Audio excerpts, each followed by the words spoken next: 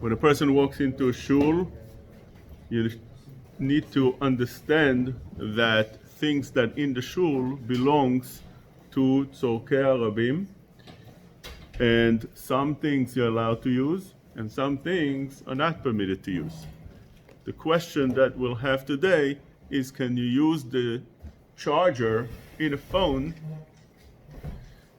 and you put it into the outlet in the shul using the shul's electricity?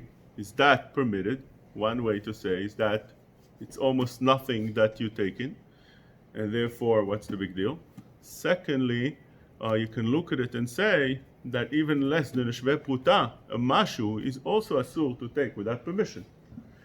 Or do you say that the shul, which belongs to the rabbim, to the public, the people that pray in the shul and they donate money to the shul, they don't care if you use once in a while a little bit of electricity that's less than shve pruta. Another question that can come around is using coffee in a shul. Now, coffee is made to use, but that's if you're praying in a shul. You come to the shul to pray, you have the coffee over there, that's fine. But what happens if you're not praying in a shul? You pop into a shul, you feel like drinking a coffee.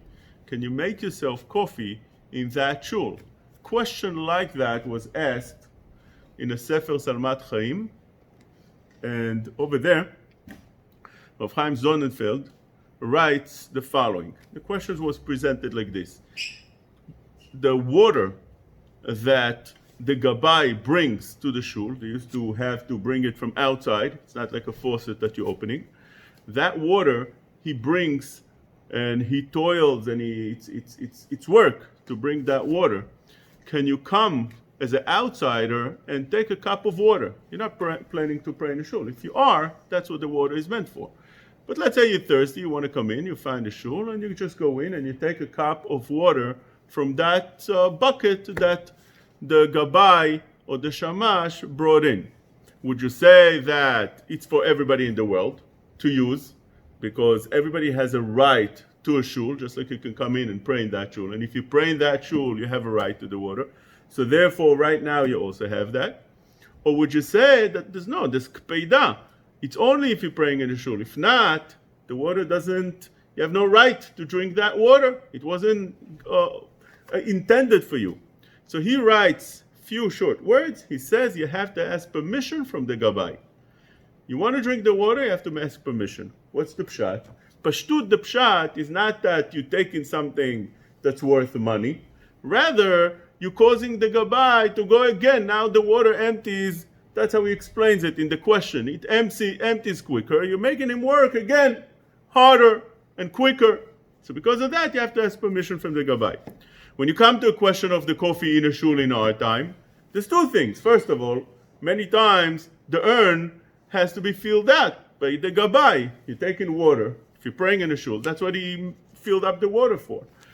But if you didn't, you just pop into the shul and you just want to make yourself coffee, that could be a problem. You have to ask the Gabbai permission. That's how the psak of Chaim Sonnenfeld was. Secondly, what about the coffee using? The coffee using also was given for the people. On that, maybe we can have a heter. And I want to give you that also for the charging of the phone. If you're paying something, you're paying whatever the coffee is worth right away, could be there's a heter. We found in Choshet Mishpat, Siman Shin Nun Tet, Seif Bet. It says, כל הגוזל את חברו אפילו שווה פרוטה, כאילו נוטל נפשו.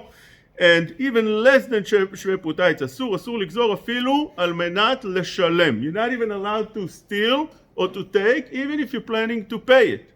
If you have no permission to take, that's called gezel. If you're planning to pay for it, that's not good enough. Where do you learn this from?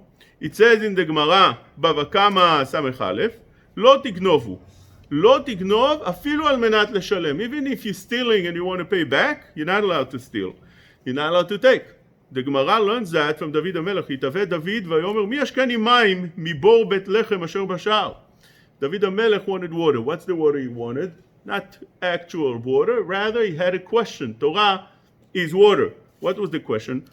He had such a question. Can I take gdishim right now? I need to use bundles of barley. or seurim, and I'll bring instead of that gdishim shel hadashim shel plishtim. Afterwards, I'll pay with exactly the same thing. Is that permitted? The Gemara says it's asur. שלחו לחבול ישיב, רשע ישלם, רשע גזלה ישלם. אף על פי שגזלה משלם, even though he pays for it, רשע הוא, it's called a רשע. And therefore such a thing would not be permitted. David HaMelech had a special heter because he was a king, but other people are not permitted to do that. Says the Tur, and the Bet Yosef brings down, that those that are matir, if you're paying immediately, if you're not paying immediately, that's when it's asur. But if you immediately, you're taking and you're giving right away something that's worth more or the same value or whatever it is, then it would be permitted. This is how the Shulchan Aruch is posek in that siman. סעיף ב', אסור לגזול אפילו על מנת לשלם דבר יפה ממנו. ויש מי שאומר, he brings in the second opinion, שהיינו אם אין התשלומים בעין, שהים הם בעין, if they are right here and you can pay immediately, כיוון שהם יפים מהדבר שלוקח, זכות הוא לו, ויזכה אותם לבעלים על ידי אחר. Which means, the first opinion could be, they're not arguing the two opinions. The first thing that the Shulchan Aruch says is you're not allowed to take in order to pay later on even better. Says the Shulchan Aruch, that is only true if you're paying later on. But if you're paying right now, that's permitted. The Baalim don't mind such a thing. If you're paying later on, he minds because maybe you're not going to have that money. Maybe you're not going to have that better thing. Maybe you forget. There's many different maybes. But if you give in right away, immediately, that's not a problem. Could be that would be a kula over here, even if you say that Tzibbur is makpid, which is a question in halacha. Can you take something if the Tzibbur could be makpid or not? There's a tshuva in the Machaneh Ephraim. If you can take something from somebody that you know for sure he would allow you to take it. He brings Machloket Rishoni with the Rambam. You know for sure he would allow you. You want to go to your friend and you want to use his hammer. And you know for sure he would say okay, but he's not home.